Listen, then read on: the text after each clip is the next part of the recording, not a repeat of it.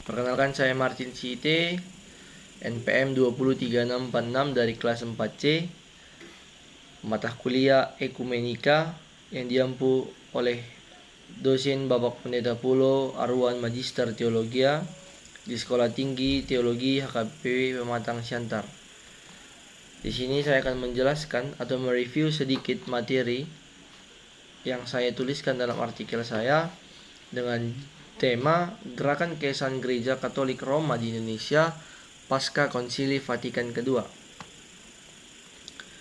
Yang pertama sekali yang perlu kita lihat, Gereja Katolik Roma atau Gereja Katolik merupakan sebuah gereja atau sebuah ajaran yang lahir dan bertumbuh ketika Yesus Kristus lahir di tengah-tengah kota Yerusalem, tepatnya memasuki masa abad keempat Masehi, dan di mana pada saat itu Kekaisaran Romawi telah resmi mengakui keberadaan gereja. Di tengah-tengah perkembangan dan bertumbuhnya gereja Katolik tentu memiliki proses yang panjang hingga berkembang dan lahir di negara Indonesia. Masuknya gereja Katolik di Indonesia merupakan sebuah proses perkembangan dan penyebaran yang memakan waktu begitu panjang. Gereja Katolik di Indonesia diketahui dibawa atau dihadirkan oleh orang Portugis yang saat itu hadir di daerah timur negara Republik Indonesia. Dalam sisi lain, penyebaran dan masuknya Katolik juga berdampak dari hasil dan misi perdagangan bangsa Barat yang hadir ke negara Indonesia, yang dimana saat itu negara Indonesia terkenal dengan kekayaan rempah-rempah dan kekayaan alam lainnya. Berbicara Konsili Vatikan II, sejarah dunia menuliskan bahwa Konsili Vatikan II merupakan sebuah kegiatan besar atau momen yang sangat berharga, sebab bila dilihat dari keberadaan dan peserta yang hadir menunjukkan jumlah atau angka yang sangat besar. Konsili Vatikan II ini terselenggara dalam runtun waktu 3 tahun berturut-turut, dimulai sejak 1962 hingga 1965. Konsili Vatikan II dapat dikatakan sebagai kegiatan besar juga bila dapat dilihat dari hasil dan perubahan-perubahan yang disepakati dalam kegiatan tersebut. Konsili Vatikan II yang berlangsung selama 3 tahun melahirkan sebuah keputusan yang berjumlah 16 dokumen penting bagi Gereja Katolik Roma dan perkembangannya ke depan. Ke-16 dokumen penting itu terdiri dari 4 konstitusi, 9 dekret, dan 3 deklarasi, yang di dalamnya tentu termuat sebuah ajaran tentang kebaikan gereja dan isu-isu agama lain yang pada saat itu menjadi sebuah masalah yang sangat hangat diperbincangkan. Lahirnya sebuah keputusan dan hasil dari pelaksanaan Konsili Vatikan II tentunya membuahkan hasil yang baik ataupun yang tidak baik bagi sebagian orang, terlebih dalam lingkaran gereja Katolik pada saat itu.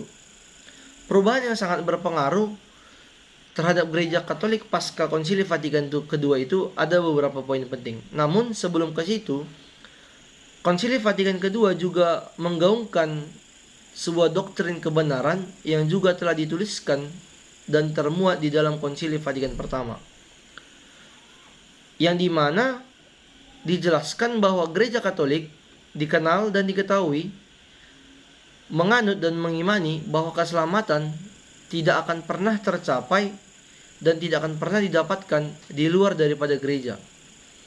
Hal ini juga seperti yang saya katakan di awal, keputusan ini telah dituliskan dan menjadi sebuah keputusan dalam pelaksanaan Konsili Vatikan I dan merupakan sebuah corak khusus dalam gereja Katolik.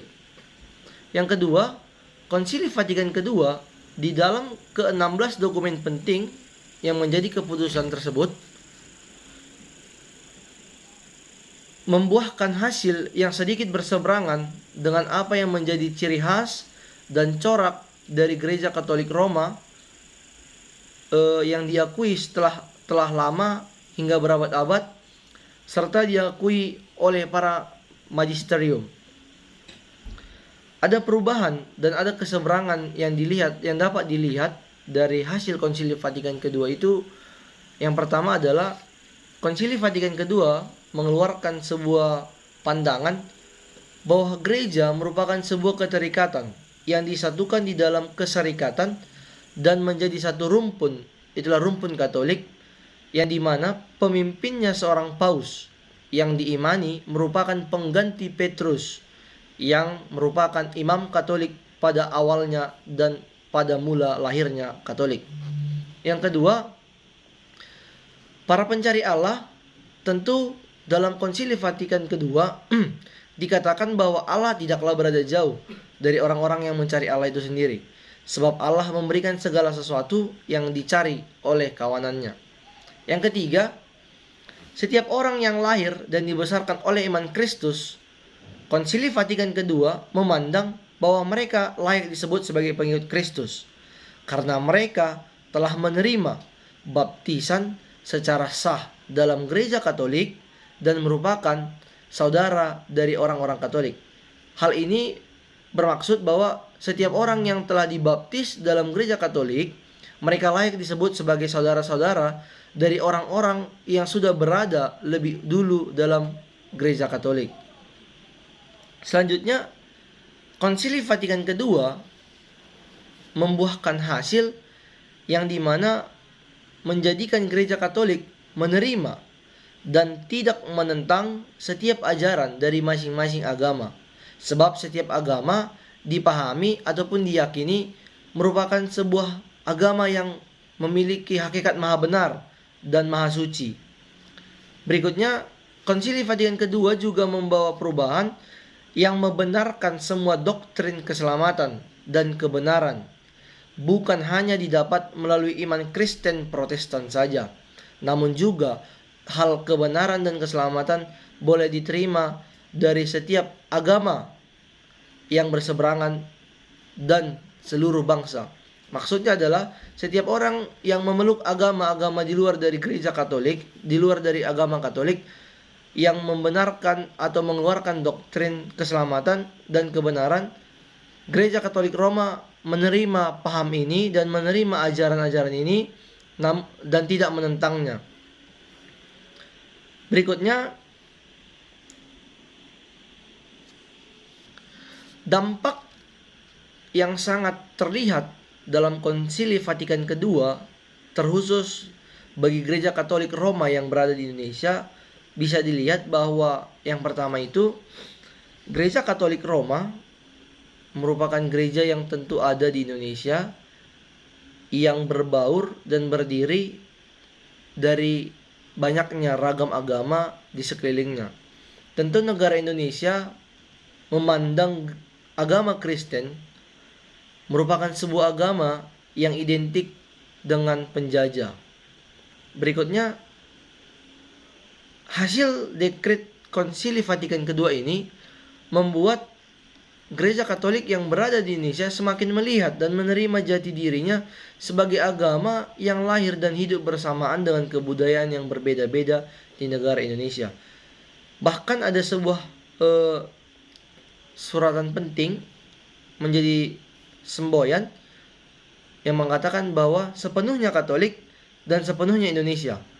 Hal ini menumbuhkan sebuah pemahaman atau pandangan bahwa kekristenan hadir di dalam satu budaya.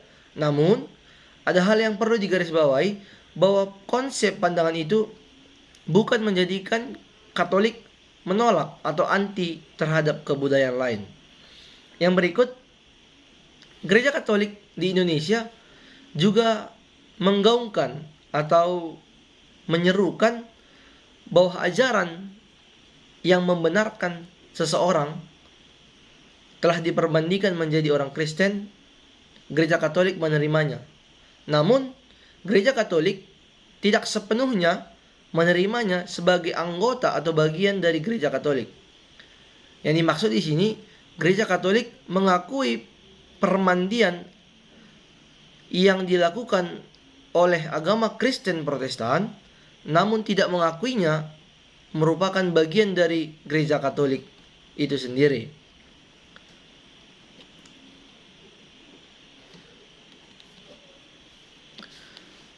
Tentu dalam materi yang saya tuliskan, saya mendapat sebuah kesimpulan bahwa Konsili Vatikan II yang dilaksanakan selama 3 tahun sangatlah membawa pengaruh besar, terlebih kepada Gereja Katolik Roma yang ada di Indonesia, terkhusus dalam kehidupan ekumene, kehidupan yang hidup dan bergandengan dengan agama-agama lain, yang hidup dalam rumpun agama Kristen, ada Protestan, Katolik, dan lain sebagainya. Sebab mereka melalui Konsili Vatikan II telah menerima dan mengakui kebenaran dan keselamatan serta ajaran yang diajarkan oleh agama-agama lain, terlebih agama Kristen, Protestan, dan lain sebagainya yang merupakan bagian rekan sepelayanan Gereja Katolik dalam menuntaskan misi Allah di tengah-tengah dunia. Sekian presentasi yang boleh saya sampaikan. Bila ada tutur kata ataupun kesalahan dalam pengucapan, mohon dimaafkan. Sekian dan terima kasih.